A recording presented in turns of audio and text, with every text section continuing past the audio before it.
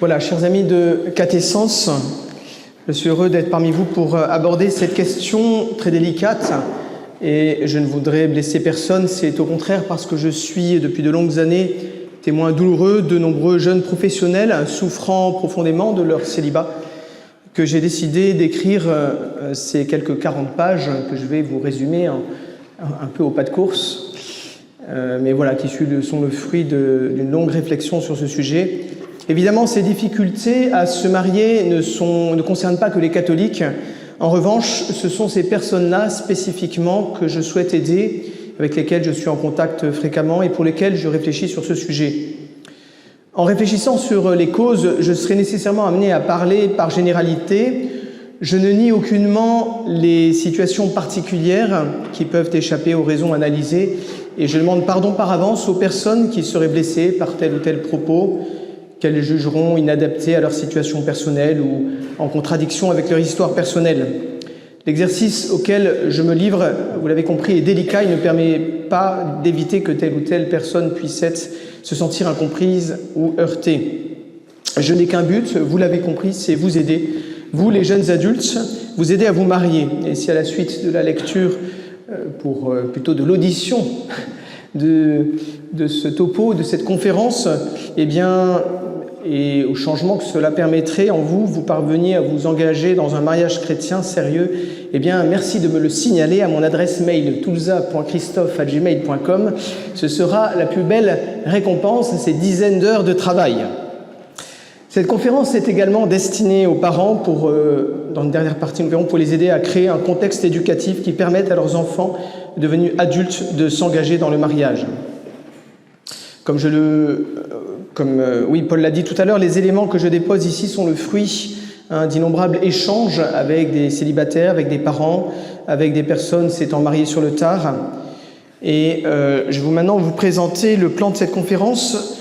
Nous verrons d'abord les causes qui concernent autant l'homme que la femme, puis celles qui concernent plus l'homme ou plus la femme. Dans une deuxième partie, nous proposerons des pistes pour améliorer la situation d'abord du côté des personnes concernées elles-mêmes, les hommes et les femmes qui cherchent à se marier. Puis enfin, s'il reste du temps, que j'espère, nous pourrons voir ce que les parents peuvent faire pour aider leurs enfants devenus adultes à se marier. Alors voyons voir dans une première partie quelles sont les causes. Et tout d'abord, les causes qui concernent l'homme et la femme. En premier lieu, alors, il n'y a pas d'ordre d'importance entre les points que j'avancerai. J'ai essayé de créer un lien logique, mais il n'y a pas d'ordre d'importance. Premier point, des exigences trop fortes. On est trop exigeant sur les qualités de la personne. On se dit, si j'épouse cette personne et qu'après je rencontre une personne meilleure, mieux, eh bien je regretterai de m'être engagé avec cette première personne.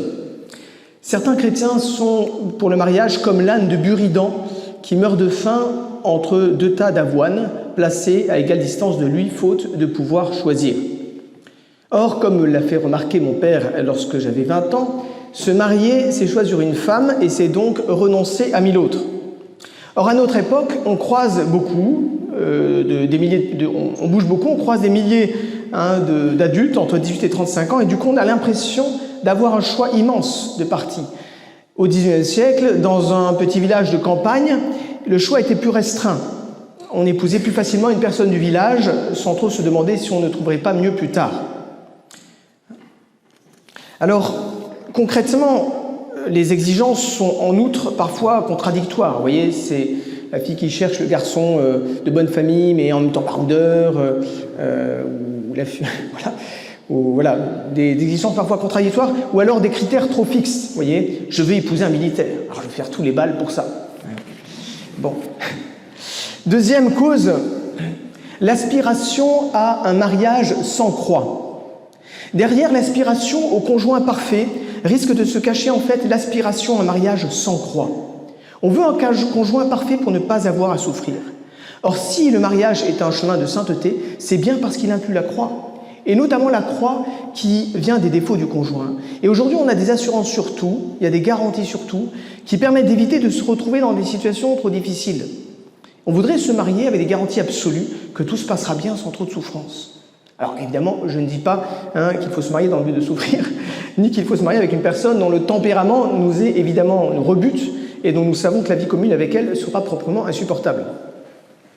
Alors, troisième point qui est lié au second, l'absence de certitude absolue. Le choix de s'engager vers le mariage avec telle personne est un choix de la vertu de prudence. Or, c'est une vertu, la prudence, une vertu qui nous fait poser des choix, c'est une vertu qui ne donne pas de certitude absolue, ou très rarement. Et ça, c'est pas très agréable, c'est inconfortable. Quand vous choisissez une école pour vos enfants, eh bien, vous n'avez pas de certitude absolue en général. Vous avez plusieurs choix d'écoles qui ont des avantages, des inconvénients, et puis vous en choisissez une. Vous n'avez pas la certitude absolue que c'est le choix parfait, mais vous faites un choix. Il en est de même pour le choix d'un conjoint. Il ne donne pas habituellement, dans tous les cas, le sentiment d'une certitude absolue. Et du coup, si on attend d'éprouver une certitude absolue pour se marier, on ne se mariera jamais. Trop de réflexion tue la réflexion. Et ceci provient, à mon avis, d'un manque d'abandon. On veut tout contrôler dans sa vie. Ouais, tout contrôler. Quatrième raison, il faut une sainte inconscience, un peu de sainte folie pour se marier qu'on a plus facilement à 20 ans qu'à 30 ans. À 30 ou 35 ans, on connaît les difficultés matérielles de la vie, on se lance moins facilement dans l'aventure du mariage. À 20-25 ans, on est un peu plus inconscient, on se lance plus facilement. Le même phénomène d'ailleurs se produit pour l'engagement dans la vocation. On entre plus facilement au Carmel à 20 ans qu'à 25 ans. D'autant plus qu'à 30 ans, on a eu en général quelques échecs sentimentaux. Du coup, on est refroidi et on a peur de s'engager à nouveau dans une nouvelle aventure, par peur d'un nouvel échec. Alors, j'ai dit qu'il fallait plus d'inconscience pour se marier à 30 ans qu'à 20 ans, mais justement, le problème, c'est que avec l'évolution de la société, précisément, l'âge où on gagne sa vie, où on peut enfin envisager le mariage, eh bien, cet âge-là s'est élevé. Et donc, on est arrivé dans ces zones où, justement, on est plus frileux pour s'engager. Et ceci m'amène au cinquième point, la durée et l'instabilité des études. Les jeunes professionnels, étudiants déjà, et puis professionnels, sont dans une situation d'instabilité permanente beaucoup plus qu'avant, au niveau de leurs études. Jadis, l'instabilité pouvait avoir lieu une fois entrée dans le milieu professionnel. Maintenant, elle s'est insérée souvent dans le parcours même des études. Vous voyez, un parent me disait, ma fille est dans une école où tous les 3 mois, elle est dans un nouveau lieu. C'est difficile dans ce cadre de nouer des relations dans la durée qui permettent une fréquentation puis un mariage. D'autant plus qu'à ce mouvement perpétuel qui empêche des relations réelles durables, s'ajoute, même pour ceux qui sont stables dans leur lieu d'études, le développement des relations virtuelles. Ce qui m'amène au 6e point, les réseaux sociaux et le développement des relations virtuelles, qui ne facilitent pas, et habituellement du moins, les fréquentations. Ce n'est pas en faisant des textos, à n'en plus finir jusqu'à 23h30, qu'on peut devenir facilement amoureux de quelqu'un, c'est en passant du temps de relations réelles avec lui. Voyez ? Et ce phénomène a été aggravé, je pense, par le confinement, avec plus d'amitié physique réelle, mais des amis virtuels. Et 7e point, eh bien, les relations sont beaucoup moins naturelles, les réseaux sociaux ont beaucoup compliqué la chose, et donc on a perdu une certaine simplicité. Le 7e point, c'est la complexité des relations. Il y a des codes pour communiquer. Ça devient presque une affaire d'experts. On analyse des textos, ligne après ligne, mot après mot, pour essayer de deviner ce que ça veut dire. Jadis, c'était quand même plus simple. Pour exprimer cela par manière d'humour, et de manière peut-être un peu caricaturale, au XIXe siècle, à la campagne, les relations étaient plus simples. Maurice prenait Germaine par le bras à la sortie de la messe. « Alors Germaine, allons nous promener ?»« Ben oui, Maurice. Dis-moi, Germaine, tu me plais bien. »« Ah ben toi aussi, Maurice, tu me plais bien. Bon, veux-tu que nous allions voir le curé pour qu'il nous marie ?»« Ah ben oui, Maurice. » Et voilà, l'affaire était réglée. Eh oui, c'était quand même plus simple qu'aujourd'hui. Alors, 8e point.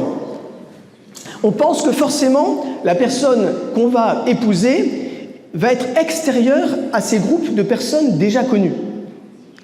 Peut-être y a-t-il inconsciemment la peur de fréquenter les personnes de son entourage proche, déjà connues, car si ça se passe mal, cela aura plus d'impact que si je dois rompre une fréquentation avec une personne qui est étrangère à mes groupes de connaissances habituels. C'est la tentation de friendzoner quelqu'un, c'est-à-dire de le maintenir à distance parce qu'on ne veut pas prendre de risques. Un ami marié avec qui je parlais de cela me disait, moi, ma mère, quand j'avais 20 ans, elle m'a dit « marie-toi à ta porte avec un genre de ta sorte. Bon. Apparemment, ça doit être un proverbe. Hein, marie-toi à ta porte avec un genre de ta sorte. Hein, on m'a aussi donné le proverbe celui-ci, qui est le suivant, on n'est jamais aussi bien marié que dans sa rue. Alors c'est vrai que parfois, on a tous connu des personnes qui se tournent autour, qui ont tout pour construire quelque chose ensemble, et qui pourtant ne se marient pas. C'est un mystère, quoi. Tout le monde voit clair, à part elle, quoi. Hein. Alors, c'est pas parce qu'on est très amis, c'est pas parce qu'on est très amis avec quelqu'un qu'il faut exclure que cette amitié puisse déboucher sur une fréquentation et un mariage. Hein. Cela fait d'excellents mariages que ceux où les fiancés vous disent on était amis et on s'est dit qu'on pouvait peut-être construire quelque chose ensemble. Les filles, vous le savez, mettent également facilement les gens dans des cases. Alors une fille qui a décidé de mettre un garçon dans la case ami, elle aura du mal à le faire sortir de ce statut. C'est compliqué. 9e point, on écoute trop ses amis, pour le coup. On a tellement l'habitude de partager notre vie sur les réseaux sociaux qu'on partage trop facilement notre vie intime, nos sentiments amoureux à tout le monde. Je connais un groupe d'amis, là ils m'ont cité le cas, c'était intéressant. Un garçon qui a interrogé ses amis en disant voilà, qu'est-ce que vous en pensez? Il a demandé ça à tout le monde. Et ils lui ont répondu écoute, réfléchis seul d'abord, et après on te donnera notre avis. Mais réfléchis seul d'abord. Voilà, on écoute trop ses amis. Une mère de famille expérimentée me faisait remarquer avec finesse, chez les filles, en plus, vous n'êtes pas à l'abri d'une réaction de jalousie de votre meilleur ami, qui inconsciemment ou inconsciemment va chercher peut-être à casser votre relation avec ce jeune homme. Alors qu'inversement, si votre frère ou votre sœur, ne sachant pas que vous fréquentez Martin, dit spontanément « Ah, Martin, je trouve que c'est un super gars », une telle déclaration, n'étant pas intéressée, n'est pas sujette à caution. Un homme trentenaire m'a dit un jour, quand vous demandez conseil à vos 10 amis sur la jeune femme que vous fréquentez, statistiquement, il y en aura forcément un qui vous déconseillera de l'épouser. Un autre trentenaire m'a confié, je n'écoute plus mes amis sur ce sujet. Et une épouse heureuse dans son couple me confiait également, après avoir décidé d'épouser Aristobule, j'ai entendu une personne de ma connaissance affirmer de manière péremptoire Aristobule, hyper décevant ce garçon. Oui. Et vous savez que les filles ont généralement plus peur que les garçons d'être jugés par leurs amis sur leur fréquentation. Et vous voyez, cette difficulté peut prendre la forme suivante. On disqualifie tel ou tel garçon parce que parmi les filles qu'on fréquente, ce garçon a sa réputation plombée. Il a suffi qu'une fille dise une fois à ses amis « Ah, ce garçon, il est comme ceci, c'est un lourd, je sais pas quoi », pour que ce garçon ait sa réputation définitivement plombée dans ce groupe de cathos et que toutes les filles du groupe s'interdisent psychologiquement de fréquenter ce garçon. Peut-être que c'est un lourd, j'en sais rien. Mais peut-être que pas, en fait. Peut-être que pas. 10e point, on se met la pression. Il faut que le premier soit le bon, et la première personne qu'on fréquente soit la bonne, parce que le mariage est tellement important, il ne faut pas se rater, donc il y a un manque de légèreté. Je peux prendre pourtant un verre avec ce garçon, ou même 2 ou 3, et même si ça n'aboutit pas, c'est pas grave. On n'ose pas commencer une histoire parce qu'on pense que ça va être tout de suite la bonne personne, par opposition au flirt. Et si une personne sans aucunement flirter fréquente 3 personnes successivement et que ça ne marche pas, qu'est-ce qu'on va penser? Forcément que c'est une personne qui n'est pas sérieuse. C'est peut-être tout simplement que cette personne s'est rendue compte que non, c'était pas les bonnes personnes, quoi. Ce qui ne veut pas dire que le flirt ne fait pas partie des causes qui empêchent les cathos de se marier. Et c'est mon 11e point, le flirt. Et je vous conseille d'écouter l'excellent topo de l'abbé Philippe de Maistre. Sur YouTube, vous tapez La Voix du Père, OX, c'est un topo qu'il a fait à un camp Optimum, sur ce sujet, c'est très intéressant. Vous voyez, je mets en garde contre ces relations de petits couples. Vous voyez, on est en couple là, à 15-16 ans, voilà. C'est hautement néfaste et c'est la cause, je pense, de l'incapacité de nombreux jeunes à s'engager ultérieurement dans le mariage. Le statut de cette relation présente tous les avantages d'une relation amoureuse de fiançailles sans les inconvénients. Quand on est fiancé et qu'on se retrouve face à la grave question « suis-je prêt à m'engager avec cette personne jusqu'à la mort ?» tout d'un coup, là, on quitte l'idylle dorée et le petit nuage rose du petit couple, là, pour s'aventurer dans le désert des interrogations cruciales. C'est la raison pour laquelle on assiste, on le voit actuellement, à une spectaculaire augmentation, semble-t-il, du nombre de ruptures de fiançailles. Peut-être parfois parce qu'on a commencé en mode petit couple, où on a eu le côté sympathique d'une relation amoureuse, le contentement affectif, mais hélas aussi parfois les gestes non chastes, procurant un plaisir charnel. Mais une fois fiancé, on se retrouve avec le côté beaucoup moins agréable des grandes questions de fond.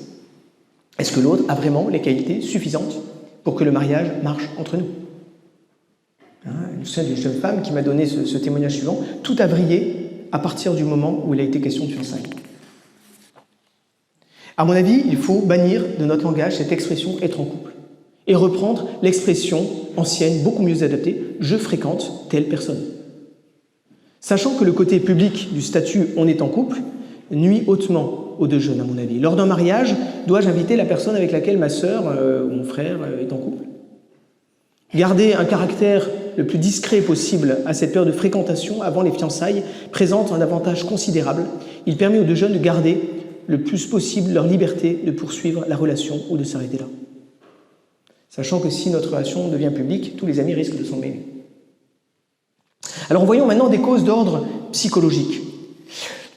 On n'a pas vécu sa douzième cause, on n'a pas vécu sa solitude existentielle. Remarquez bien que dans le texte de la Genèse, avant que Dieu crée Ève, Adam existe seul. Avant que Dieu présente Ève à Adam, Adam a vécu seul son fond de solitude existentielle. Cela permet de comprendre le mariage, d'entrer dans le mariage de la bonne manière. Les colocs ont certes des avantages, mais, me faisait remarquer une mère de famille, elles ont aussi un inconvénient. Elles privent le jeune homme, la jeune femme, de ce temps de solitude existentielle qui permet de se retrouver face à soi, face au grand questionnement de son existence, de mûrir seul pour pouvoir, après cela, se marier. Pour les garçons, ça leur permet de continuer leur délire entre mecs en entretenant une mentalité étudiant de première année post-bac, alors qu'ils ont entre 25 et 30 ans. Pour les filles, mais aussi pour les garçons, comme me le faisait remarquer cette mère de famille, quand une fille est seule dans un 17 mètres carrés pendant 3 ans, ça la pousse à se marier. 13e point, le manque de confiance en soi et d'estime de soi. Si je ne m'aime pas, qui pourra m'aimer? Si je ne me trouve pas aimable, qui pourra me trouver aimable? Qu'est-ce qui fait qu'on a une juste estime de soi? Eh bien, notamment le père. PE, accent grave, le père. Et il y a une défaillance de nombreux pères sur ce point, car la confiance en soi s'acquiert en grande partie par le regard que notre père a porté sur nous. Mais attention, il ne s'agit pas de tomber dans l'excès trop courant de nos jours. Ah mon petit bichou, tu es une merveille. Et ça produit l'effet inverse. L'estime de soi naît, du verbe naître, du fait de s'être dépassé, d'avoir surmonté des difficultés, et non pas d'avoir été materné par son père. Et les jeunes ne sont plus éduqués à assumer les conséquences de leurs bêtises. Donc il est bon de se connaître pour s'aimer et pouvoir aimer à son tour. Une juste introspection est nécessaire pour faire le point sur ce que nous avons reçu de nos parents, voilà, les loyautés qui nous enchaînent envers nos parents, nos frères et sœurs, etc. 14e point, la multiplication des divorces et les blessures d'abandon. Un individu ne jaillit pas de nulle part. Il a une famille, une histoire, des joies familiales, des blessures d'enfance. La situation familiale des parents a un impact immense sur les enfants. Il est bon de réfléchir à cela. C'est évident qu'un enfant dont les parents ont divorcé peut avoir du mal, même inconsciemment, à faire confiance à la fidélité, à la beauté et à la longévité du lien du mariage. L'engagement peut devenir, dans certains cas, quasi impossible. C'est source d'une si grande peur, la peur de souffrir la même chose qu'on a vécu enfant. Voyez ? Et une mère de famille, une cinquantaine d'années, me disait « La première génération, celle de nos parents, a vu les autres divorcer. La deuxième génération, celle de nos amis, divorce. Nos enfants sont la troisième génération, et eux, tout simplement, ne se marient plus. Et il n'y aura pas ou peu de quatrième génération si rien n'est fait. » Alors, il y a parfois le phénomène inverse. Des personnes qui ont eu des parents divorcés peuvent justement, au contraire, mettre toute leur force, et je connais des cas comme ça, toute leur force pour justement construire une famille solide. Vous voyez, ça peut aussi avoir l'effet inverse, hein, en s'accrochant sur le bon Dieu. 15e point, blessure due à une rupture affective. Vous voyez, c'est évident que quand on a vécu des ruptures profondes, eh bien, ça peut nous affecter. Hein. Et les hommes sont, contrairement à ce qu'on pourrait penser, peut-être plus affectés en profondeur, dans la durée, que les filles après une rupture affective, s'ils s'y sont vraiment engagés. Vous voyez. Et à cause de ces ruptures affectives, à cause de la routine, hein, parfois après 30 ans, il y a le danger de s'installer dans ces habitudes qui ont quelque chose de bon par ailleurs, hein, mais du coup ne plus laisser place à des sorties, à des rencontres possibles. Même si on croit encore possible un mariage, on ne fait plus ce qu'il faut pour. Vous voyez, on est dans sa routine, voilà, on est toujours avec les mêmes amis. Alors, après avoir vu ces questions sur la psychologie, ces points de la psychologie, je voudrais aborder un 16e point. Inversement, j'ai mis l'excessive psychologisation.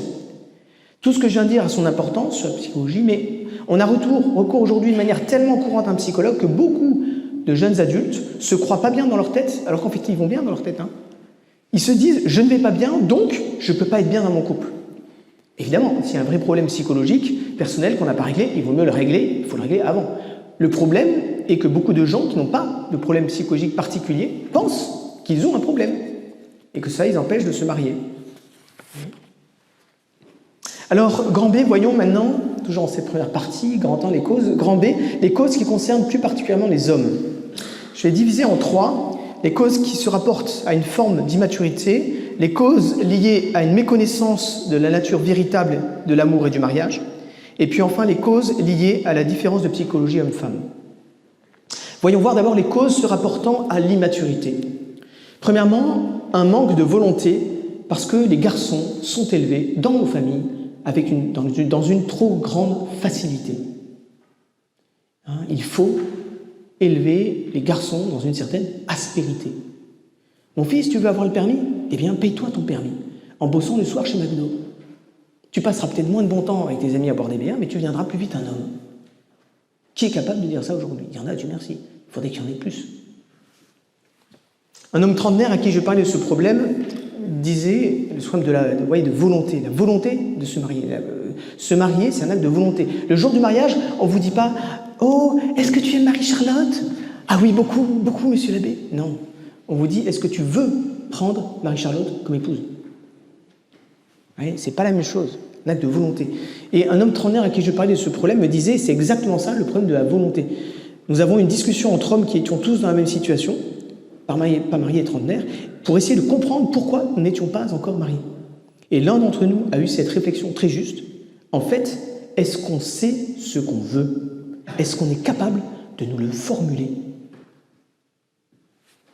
Deuxièmement, une passivité entretenue par l'audiovisuel.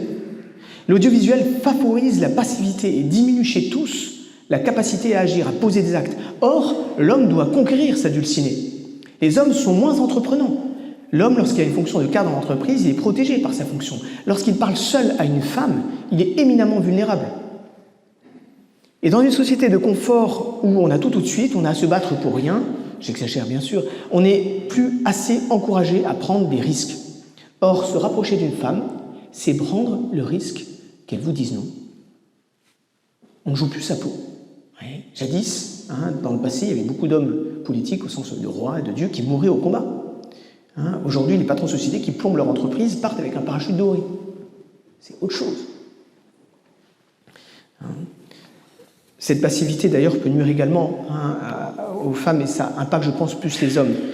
Lorsqu'on n'est plus capable de faire des petits choix quotidiens, les grands choix, comme se marier, apparaissent comme une montagne infranchissable.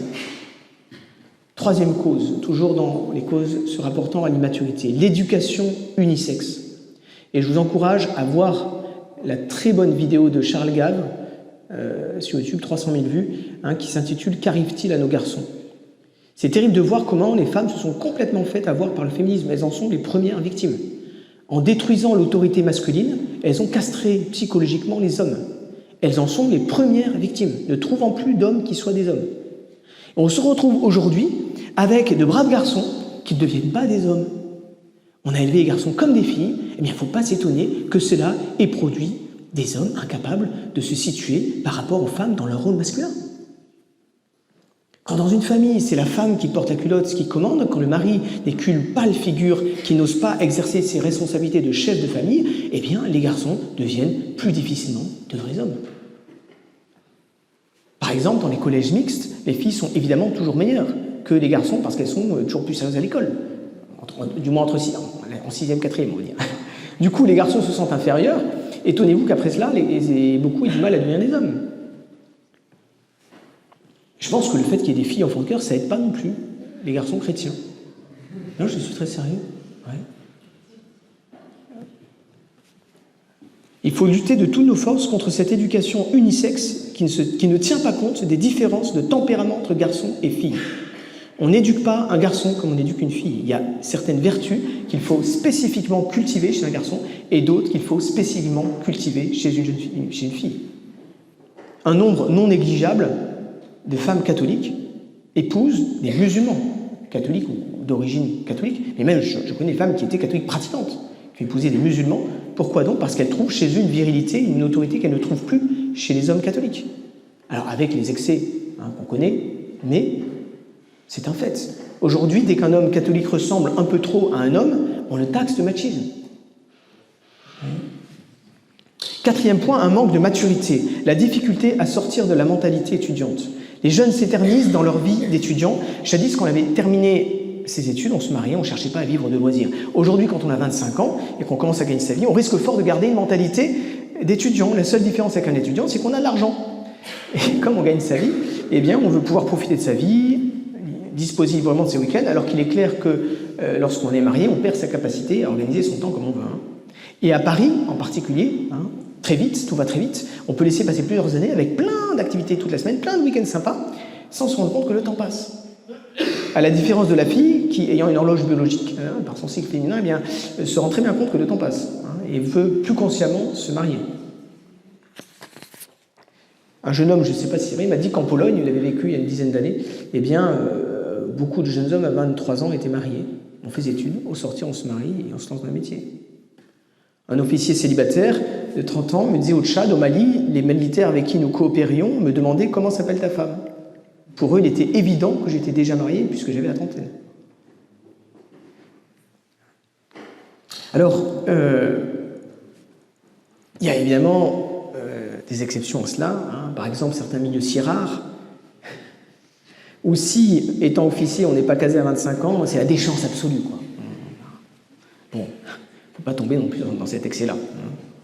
Cinquième point, ça m'amène au cinquième point, la disparition du service militaire. Eh oui, il représentait une transition dans la vie, une étape qui aidait à mûrir, à sortir des jupes de maman.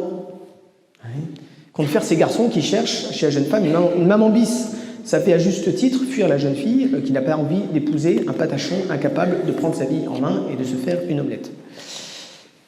Alors voyons maintenant les causes liées à une méconnaissance de la nature véritable de l'amour et du mariage.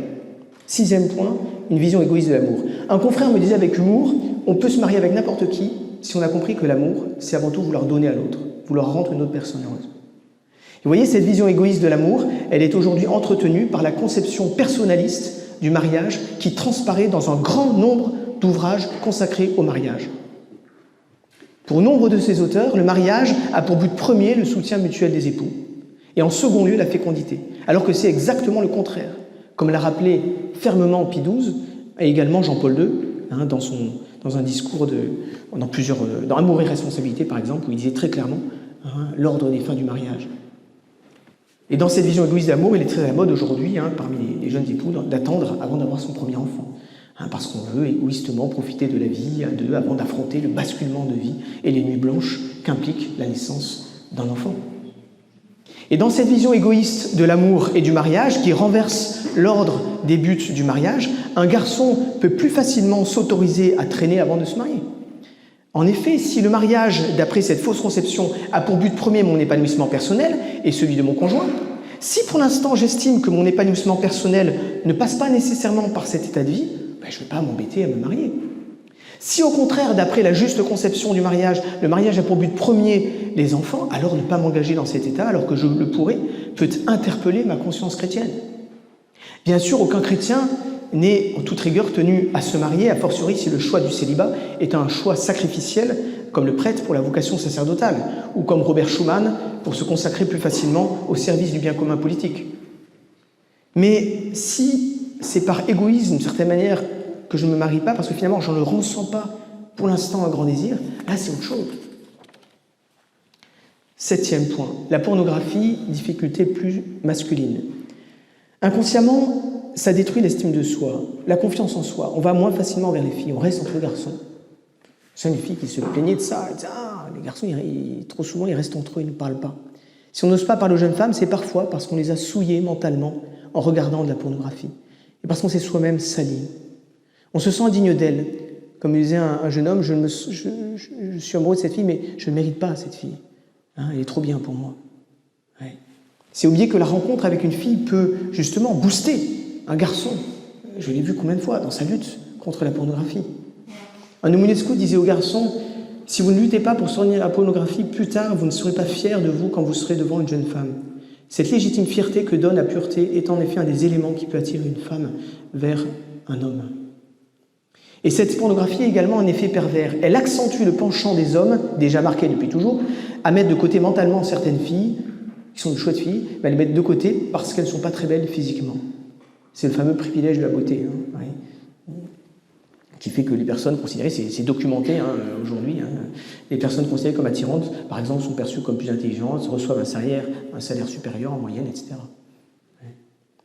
Ils recherchent la femme parfaite au niveau physique. Ça restreint beaucoup le choix. Forcément. Si on veut le top du top, comme sur les publicités ou dans les séries américaines qu'on a vues, Alors, on constate, Dieu merci, cependant, qu'avec la maturité, les années venant, la maturité vient et un homme à 30 ans, ce qu'il recherche chez une fille, c'est rarement ce qu'il cherchait chez une fille à 20 ans. 8e, le flirt. Je vous ai parlé de cette question des relations de petits couples. Et je ne peux pas m'empêcher de vous citer cette phrase géniale de l'abbé de Maistre dans sa vidéo, là. Il dit moi, quand j'ai un garçon de 15 ans qui vient me voir et qui me dit « je suis amoureux d'une fille, est-ce que je peux l'embrasser ?» Il lui répond « Vas-y, tu reviendras castré. » Alors, comment ça, je reviendrai castré? Castré psychologiquement, c'est sûr que ça ne va pas t'aider. À 15 ans, ce n'est pas une fille qui va t'aider à devenir homme. C'est ton père, P.E. accent vers eux, et tes pères, P.I.R.S. D'où l'importance des rites d'initiation. Des formes qui... Bon, il développe ça dans sa vidéo, je ne vais pas m'attarder là-dessus.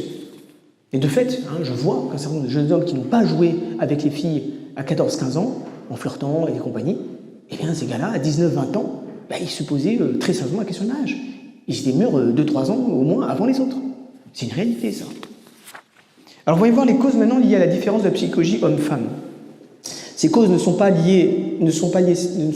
spécifiquement dues à notre époque, mais aujourd'hui, elles ont pris, je pense, plus d'importance étant donné l'indifférenciation homme-femme entretenue par la société. 9e point, un manque de clarté et de constance. Les filles ont besoin que les choses soient dites, verbalisées. Vous savez qu'on dit qu'une fille, c'est une oreille, et le garçon, c'est un œil. Voilà. Et dites clairement. Sinon, elle se fait 1000 scénarios dans la tête. Comme c'est une fille, il y a des garçons qui nous invitent à prendre un café, puis pendant 3 semaines, ils nous ignorent complètement, et puis ils reviennent après, ils nous proposent un café. Bon, c'est pas... voilà. Donc, alors, c'est sûr que voilà, il faut un peu de clarté, il ne faut pas hésiter à dire à une personne, monter amoureux, j'aimerais bien qu'on apprenne à se connaître, est-ce que tu es d'accord? Au moins, comme ça, le statut de la relation est clair. Oui. 10e, une incompréhension de la psychologie féminine et de certains codes. Après, donner cette comparaison. La femme, la jeune fille, est dans une tour. L'homme est le chevalier qui attaque la tour pour conquérir la demoiselle. Mais celle-ci, curieusement, met un dragon devant la tour. Parce qu'elle veut que le garçon la conquiert. L'esquive apparente d'une femme devant les avances d'un jeune homme ne signifie pas toujours un refus de se laisser courtiser par ce garçon, mais peut exprimer simplement le désir d'être conquise. Inversement, s'il y a un vrai refus de la fille par rapport au garçon, comme le garçon est 10 000 fois moins intuitif que la fille, eh bien, il ne comprend pas nécessairement que 2 cafés refusés systématiquement l'un après l'autre signifie que c'est mort. Voilà. Alors, 11e point, la virilité focalisée exagérément sur le métier. Du fait des revendications féministes constantes dans le domaine professionnel, les hommes se sont laissés entraîner à focaliser leur virilité sur le métier qui n'est qu'un moyen, parmi d'autres, d'être homme. Une mère de famille me confiait nous sommes, nous, en tant que parents, empêtrés dans nos propres difficultés de couple et avec un respect humain qui nous empêche d'être clairs vis-à-vis de nos enfants. De faire la part entre notre propre défi et l'institution du mariage qui doit rester intacte. Il n'y a qu'à voir le nombre de couples qui divorcent à la soixantaine. Enfouis dans nos tracasseries et nos angoisses de l'avenir, nous poussons nos enfants à faire des choix humains avant de faire des choix spirituels. Nous les poussons dans les études plus que dans leur formation, la formation à leur vocation. Et oui, à force d'avoir des parents qui s'inquiètent plus de la réussite de leurs fils aux grandes écoles que de la formation de leur caractère, il ne faut pas s'étonner de se retrouver 10 ans plus tard avec pléthore d'hommes qui ont financièrement tout ce qu'il faut pour faire vivre une famille, mais qui n'ont pas ce qui est plus nécessaire qu'un métier pour pouvoir se marier. Un caractère entreprenant, élevé dans une certaine aspérité et capable de prendre des risques. Grande C, les causes qui concernent plus particulièrement les femmes. Alors que je discutais avec une mère de cette question, pourquoi les cathos ont-ils du mal à se marier, elle me répondit en substance, sans nier les raisons qui touchent les hommes, « Monsieur l'abbé, les hommes ne sont peut-être pas les plus responsables de cette situation. Il est tellement difficile de parler aux femmes qu'il est plus facile et plus convenu de montrer du doigt les hommes. Il faut avoir le courage de dire que les femmes ne sont plus des femmes. Elles demandent trop aux hommes. Elles veulent des hommes qui soient à la fois performants dans leur travail, mais qui sont en même temps là tous les soirs à 18h pour les aider, 50-50 pour les tâches de ménage, bien sûr, pour les bains des enfants, la cuisine, le ménage et l'entretien du linge, afin qu'elles puissent éviter, ce serait inconcevable aujourd'hui, n'est-ce pas, de renoncer à l'exercice d'une profession pour le bien des enfants. Bien des jeunes femmes, monsieur l'abbé, attendent de leur futur mari qu'il soit une seconde maman. Alors, voyons dans une première partie, sous-partie, les causes se rapportant au féminisme ambiant. Après, nous verrons les causes liées à une méconnaissance de la nature véritable de l'amour et du mariage. Et enfin, les causes liées à différences de psychologie homme-femme. Premièrement, dans la sous-catégorie féminisme ambiant, rentabiliser ses études, mais à quel prix? Les filles font des études, une fois achevées leur bac plus 5, elles ne veulent pas renoncer à profiter de ce que leurs études leur permettraient en termes de carrière. Elles veulent pouvoir travailler et voir le fruit de leurs études. Elles travaillent 3-4 ans et se retrouvent proches de la trentaine. Et là, elles se rendent compte que leur métier ne suffit pas à les rendre heureuses et elles voudraient se marier. En soi, il est tout à fait légitime, lorsqu'on a durement travaillé pour réussir ses études, de chercher à profiter des opportunités que ces études nous ouvrent. La question est, est-ce raisonnable de s'accrocher à ce désir légitime, de s'y accrocher à tout prix, c'est-à-dire au prix d'une possibilité de mariage qui s'est présentée à 22 ans, qu'on a mise de côté à cette époque, parce qu'on ne voulait pas se marier avant d'avoir pu profiter de ses études. Possibilité de mariage qui ne se représentera peut-être pas plus tard, malheureusement. Je connais des cas. Autre expression de ce mauvais féminisme, un exemple concret. Une jeune femme fréquente un jeune homme français expatrié qui travaille en Europe dans un pays non francophone. Cette jeune femme est favorable à l'idée de le rejoindre une fois mariée. Beaucoup de ses amis à elle, autour d'elle, en sont scandalisés. Tu ne vas tout de même pas le suivre. C'est plus normal qu'il change de poste et te rejoigne en France, puisque vous n'aurez alors pas l'obstacle de la langue. Bien sûr, on peut citer l'écueil inverse. Les filles qui sont folles amoureuses se marient à 20 ans, puis explosent à 40 ans. Le but n'est pas de promouvoir un mariage immature, mais de poser la question de savoir s'il est raisonnable, alors qu'on est mûr pour se marier et qu'on a l'opportunité concrète de ne pas le faire dans le but de pouvoir profiter de ses études et de son métier. Parfois, on ne peut pas tout avoir dans la vie. On doit faire un choix, et faire un choix, c'est renoncer. Deuxième point, des femmes qui ne sont plus des femmes, mais des managers. En entreprise, certaines jeunes femmes surdiplômées tiennent des postes de responsabilité qui les amènent à commander. Elles ne se rendent pas compte, mais lorsque, sorties du bureau, elles parlent avec des hommes chrétiens, elles sont plus difficilement à leur place de femmes. Elles ont du mal à se situer dans un juste rapport vis-à-vis des hommes. Les hommes le sentent. Ils ne le diront pas parce qu'ils ont la trouille mortelle d'être taxés de machisme, même dans le milieu catho, mais ils sentent bien dans la manière d'être de certaines femmes qu'elles ne sont pas à leur place, elles ne leur laisseront pas le leadership familial, qu'elles ne leur permettront pas d'exercer leur autorité d'homme et de chef de famille. Comme le confiait un jeune homme, « j'ai pas envie d'épouser mon N+1 ». Et comme l'a dit une mère de famille, on dit que les hommes sont des prédateurs. Monsieur l'abbé, il faudrait plutôt dire que les femmes sont prédatrices. Au travail, elles font tout ce qu'elles peuvent pour bouffer les hommes dans une relation d'égalitarisme à outrance. Et un DRH, ayant 30 ans d'expérience, me donnait ce témoignage. Les hommes n'ayant pas naturellement le désir de se marier ne vont pas s'embêter avec une femme qui va vivre sa relation avec eux dans un registre de compétition et de rivalité comme au boulot.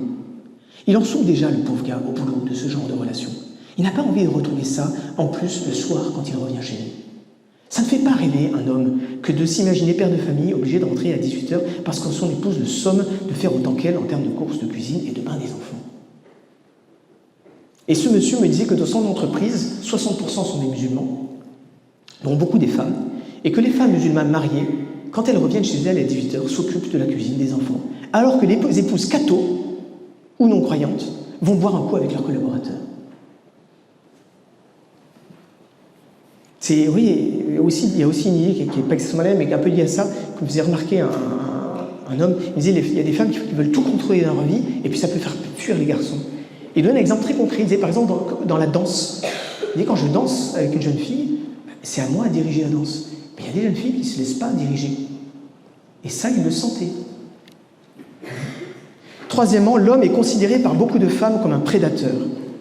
Avec le mouvement MeToo, balance ton porc, etc., l'image de l'homme, de tous les hommes, a été salie.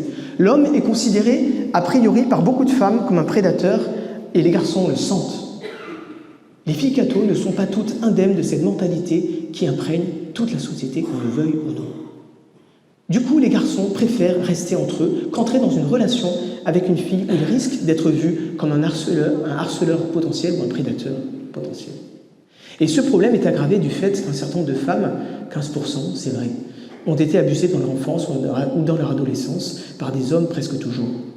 Cela alimente évidemment chez ces femmes ce sentiment de crainte vis-à-vis des hommes. Est-ce que je peux faire confiance à un homme? Est-ce que je peux confier ma vie à un homme? Alors on parle beaucoup d'hommes sexuellement agressifs envers les femmes. Loin de nous de régner cette triste réalité. Mais il existe également une agressivité latente envers les hommes, fruit d'un féminisme déchaîné. Comme l'a lâché, excédé par l'esprit ambiant, un jeune homme dans une discussion sur ce sujet, mais ce sont elles qui sont agressives. Je me souviens d'un jeune homme qui m'a raconté qu'une fois, il faisait la moto, il s'arrête dans un bar, dans un bourg de province, il rentre dans le bar, il demande simplement à une jeune femme qui était accoudée au comptoir « Bonjour mademoiselle, est-ce qu'il y a quelque chose d'intéressant à avoir dans ce bourg ?» Elle l'a envoyé balader. « Je ne suis pas intéressée. » Il dit « C'est bon, calmez-vous. Hein. Calmez-vous, c'était pas une avance. Je vous demandais juste s'il y avait des choses intéressantes à voir dans ce bourg, c'est tout. » Quatrièmement, des attentes exagérées et disproportionnées.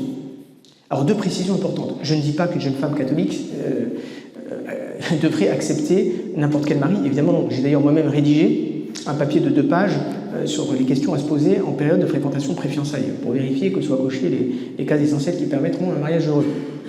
Ce que je dis, c'est que sur certains points, les femmes sont facilement trop exigeantes, et ce de 2 manières. Soit parce qu'elles ont des critères infondés, qu'elles ne devraient pas considérer du tout. Oui, c'est ces femmes, ces jeunes filles qui rêvent d'épouser à tout prix un Saint-Syrien et qui, après 5 ans de mariage, tombent en dépression parce qu'on a découvert la vraie vie d'une femme d'officier, avec un mari absent parfois 6 mois dans l'année. Soit parce que le critère a une certaine légitimité, mais qu'elles mettent un niveau minimal tellement élevé qu'elles excluent de ce faisant 80% des bons garçons cathos qu'elles côtoient.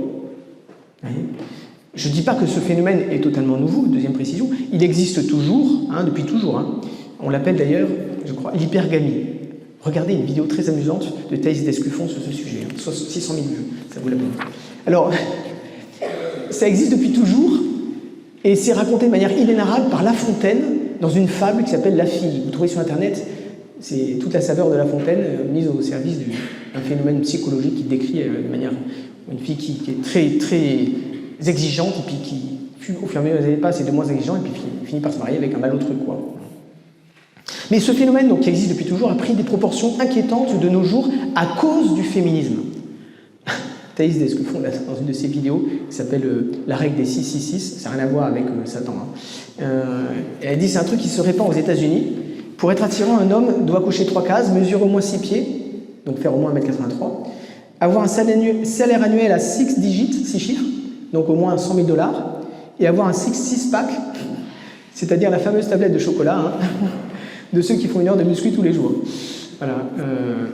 Alors aux États-Unis, il y a 85% des hommes qui font moins d'1m83, et quand vous conjuguez les 3 critères, ça fait moins d'1% des hommes. Mais ça se répand aux États-Unis, peut-être qu'un jour ça arrivera chez nous. Donc voilà, c'est sûr qu'il faut faire attention, vous voyez, à ça. Et c'est un paradoxe de la femme moderne, c'est qu'elle est la première victime. Elle va tout faire pour arriver à conquérir l'homme qui fait partie des 1%, là.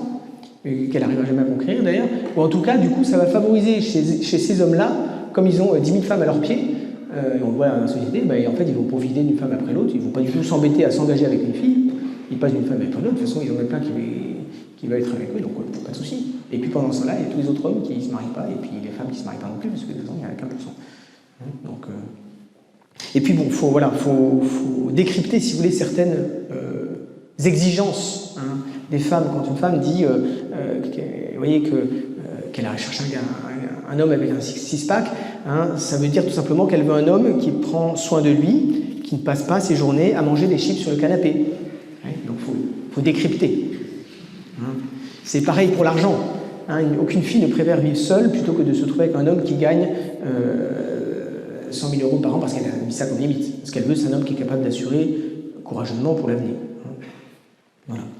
Mais c'est intéressant, je regardais les commentaires de sa vidéo, très intéressant. Un homme qui disait « Personnellement, j'ai abandonné l'idée d'une relation, du mariage ou d'avoir des enfants depuis 3 ans. Peut-être un jour, si la société change, ou si je déménage dans un autre pays, mais tant que je reste en France, je ne vais plus me battre et je me concentre sur moi. » Un autre commentaire, un peu raide. À force d'exigences irréalistes, certaines se retrouvent 60-01, c'est au lieu du 666. 60-01, 60 ans, 0 gosse, 1 chat.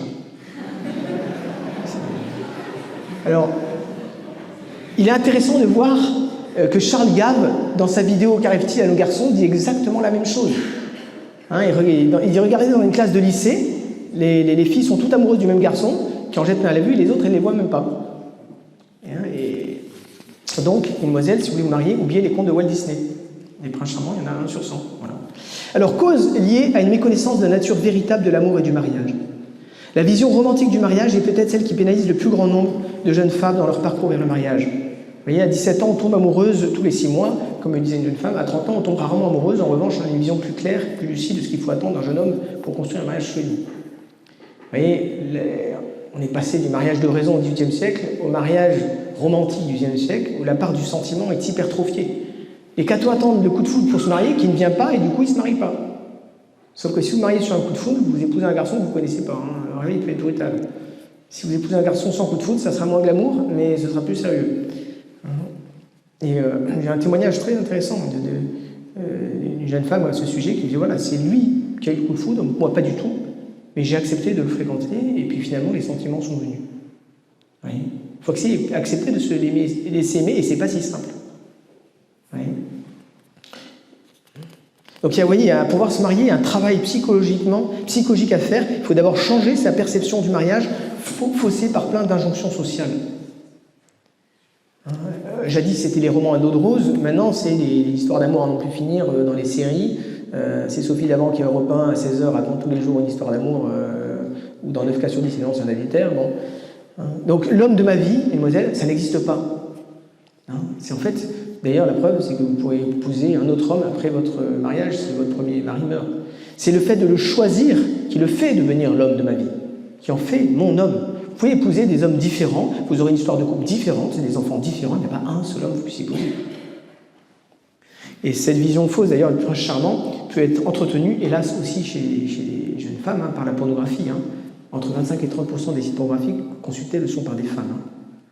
Donc, et c'est pas seulement des love stories romantiques avec quelques coucheries au milieu. Et ça, oui, ça accentue chez la femme l'attente d'un homme parfait physiquement, six-pack et compagnie, quoi. Vous voyez, quand on voit comment beaucoup de jeunes filles parlent entre elles de tel ou tel acteur de cinéma, un garçon faisait remarquer que c'est un peu leur pornographie à elles, quoi. Il disait que les mêmes jeunes filles seraient certainement choquées d'entendre leurs amis garçons parler de la même manière de telle ou telle actrice. 6e point, une spiritualisation excessive du mariage. Vous voyez, on a tellement magnifié le mariage chrétien, tellement chanté ses louanges, que finalement, on oublie que c'est une réalité, comme dit le Père Cassinos, de création avant d'être une réalité de rédemption surnaturelle. Et contrairement à ce qu'on pense, une vision excessivement spirituelle du mariage ne rend pas service à certaines chrétiennes qui finalement attendent du mariage qui leur donne la béatitude sur terre. Il ne faut pas attendre que l'autre nous apporte le bonheur total. Il y a un bonheur personnel qu'il faut d'abord avoir seul. Et puis il y a le bonheur divin que seul Dieu peut nous donner. Le garçon ne peut donner que le bonheur matrimonial, une des 3 formes de bonheur. L'autre vient nous compléter, il ne vient pas nous sauver de notre besoin d'amour. Seul Dieu, par sa charité divine, peut parfaitement apaiser ce besoin d'amour. Une épouse me faisait cette réflexion très juste. Certaines femmes recherchent l'homme extraordinaire, parfait, déjà saint, pour pouvoir vivre un mariage saint. C'est oublier qu'on peut tout à fait choisir un homme ordinaire et vivre une vie extraordinaire, c'est-à-dire sainte, à travers cet homme ordinaire.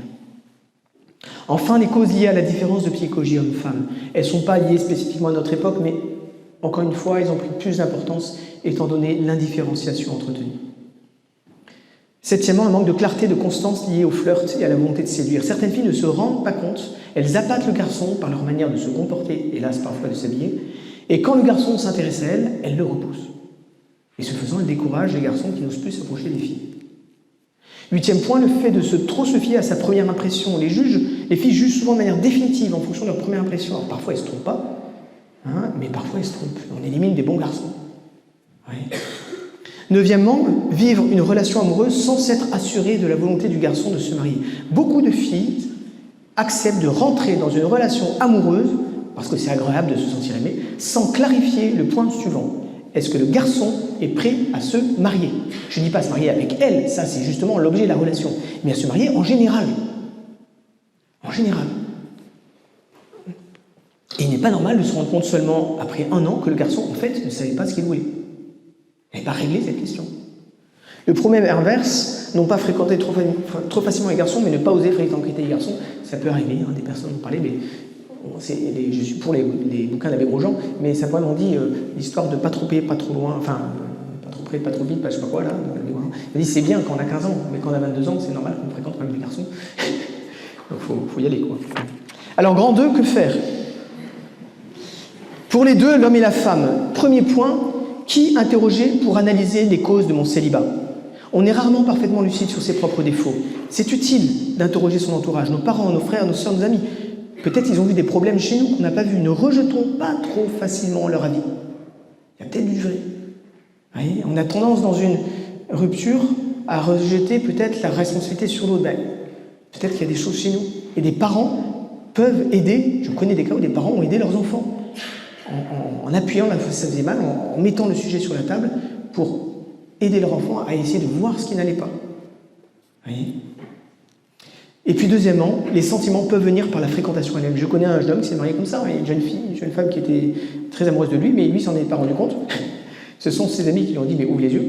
Il a réfléchi, il a vu que cette femme était profondément chrétienne, qu'elle avait beaucoup de qualités de cœur. Il a appris à la connaître et petit à petit, le sentiment est venu, ils se sont mariés. Voilà. Pareil, une jeune femme de 21 ans, lorsqu'un garçon est tombé amoureuse d'elle, elle n'avait aucun sentiment amoureux pour lui, elle en a parlé à sa mère, qui lui a dit « écoute, c'est un garçon sérieux, ne l'envoie pas promener ». Elle a du coup accepté de fréquenter ce garçon, elle a fini par devenir amoureuse de lui, ils sont mariés depuis 40 ans et forment un couple très heureux. Troisièmement, les sites de rencontres. Eh oui, Théotokos, Seven, Navis Fidelis. Ouais. Moi, je suis favorable à ces sites. À vous de trouver la formule qui vous va. Il y en a où c'est interpersonnel, d'autres où Navis Fidelis, où on se rencontre en groupe. C'est peut-être moins gênant, certains préfèrent ça. Les mariages arrangés, vous savez, ça ne fait pas que des mariages malheureux. Alors, je ne dis pas qu'il ne faut pas se marier avec un minimum de sentiments, mais je vous disais, les sentiments peuvent venir par la fréquentation. Dans les Carpates, j'ai lu un article dans les Carpates qui disait que dans la société des catholiques, enfin chrétiennes des Carpates, eh bien, ils se débrouillaient pour qu'aucune fille reste sur le carreau. Voilà, tout le monde était marié. Ils arrangeaient le mariage, mais ils se débrouillaient pour qu'une fille reste sur le carreau. On peut trouver ça ringard, tout ce que vous voulez, mais je ne suis pas sûr que c'était une société où globalement les gens étaient plus malheureux qu'aujourd'hui. Je ne suis pas sûr. Ouais, je ne suis pas sûr. Quatrièmement, avoir des amis qui sachent jouer le rôle d'entremetteur. Et si vous êtes déjà marié, tâchez de jouer ce rôle pour vos amis célibataires, ou même si vous n'êtes pas marié d'ailleurs. On connaît tous des mariages qui sont faits comme ça, grâce à un ami qui vous avait placé opportunément près de la bonne personne lors du mariage. Quelle charité. Et puis, retrouver cinquièmement la simplicité. Ne pas hésiter à prendre un café. Ça ne veut pas dire se marier, c'est pas vous avez pris un café avec un garçon et une fille que vous allez vous marier demain. Pas de panique, c'est bon. Alors, grand B pour les hommes. Maintenant, comment mûrir? Lisez la vidéo du père, l'abbé Philippe de Metz, là. Le rôle du père, c'est important, mais si vous n'avez pas eu cette chance-là, eh bien, vivez une aventure très difficile, laissez tomber votre téléphone portable, traversez un pays à pied ou à vélo pendant 1 an, et lorsque vous reviendrez, vous serez un homme. Et puis faites la retraite Estovir. Comme vous savez, je suis près de la Pointe Saint-Pierre, je m'occupe de l'œuvre des retraites, et vous avez une retraite excellente. Soit un homme, Estovir, marche de 4 jours en montagne autour du lac d'Annecy avec l'abbé de Bonnard. Ça, c'est un mec. Ouais. Un vrai. Avec des topos sur ce que c'est qu'être un homme. Voilà, vous avez tous les renseignements sur le site Œuvre des Retraites ou sur le petit prospectus que vous pourrez trouver à l'entrée de la chapelle. Deuxièmement, considérez le mariage comme un service. Dans le livre de la Genèse, Dieu donne à l'homme 2 missions. Soumettre la terre, mais aussi soyez féconds. Donc avoir un métier, ça ne suffit pas. Si on veut répondre à l'appel de Dieu, eh bien, voyez, c'est bien de se marier pour répondre à cet appel de Dieu. Dans la cérémonie de départ routier, qui clôture la formation du scout adulte, on dit routier, es-tu décidé à t'engager dans le mariage ou la vocation comme dans un service? Donc, messieurs, est-ce qu'il y a parmi vos connaissances une femme sérieuse avec laquelle vous pourriez construire un foyer chrétien? Eh bien, c'est peut-être une bonne idée de lui proposer de prendre à vous connaître un peu plus, un peu mieux. Je crois qu'il faut avoir le courage, vous voyez, d'appeler les hommes au mariage, tout simplement. On appelle bien les hommes au sacerdoce.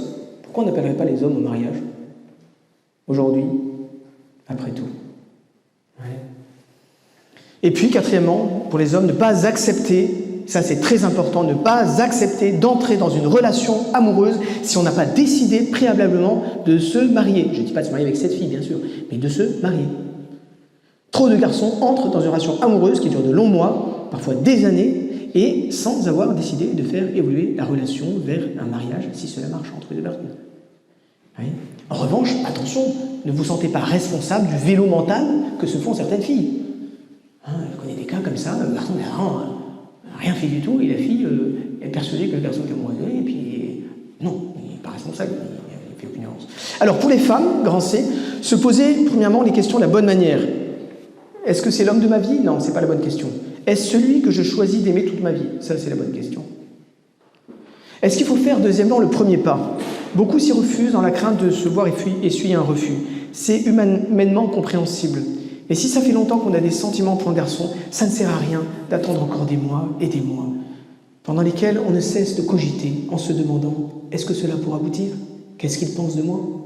Il vaut mieux clarifier la situation et, suite à un refus clairement exprimé, tourner la page et s'ouvrir à d'autres relations. Je connais une jeune femme qui s'est mariée comme ça. Elle en a parlé au garçon, et puis le garçon a appris à la connaître, et puis ils sont mariés. Certes, certaines jeunes femmes ont dit « mais c'est au garçon à venir nous chercher ». Et si un garçon ne fait pas la première démarche, c'est peut-être le signe, justement, qu'il n'est pas vraiment homme, qui ne tient pas son rôle, qui n'est pas à l'initiative. Je répondrai oui, parfois. Cela peut être le signe d'un manque d'initiative de volonté, qui manifeste que le garçon n'est pas vraiment homme. Mais parfois, j'ai plusieurs cas en tête, le garçon est vraiment un homme. C'est juste qu'il n'a pas vu que cette fille s'intéressait à lui, et s'il le savait, il s'intéresserait peut-être à elle. Ou alors, c'est qu'à cause du fait que les hommes sont jugés comme des agresseurs potentiels, a priori, ce garçon, comme beaucoup d'autres, n'ose pas faire le premier pas, et parce qu'il y a tel climat avec MeToo et compagnie que... Ouais.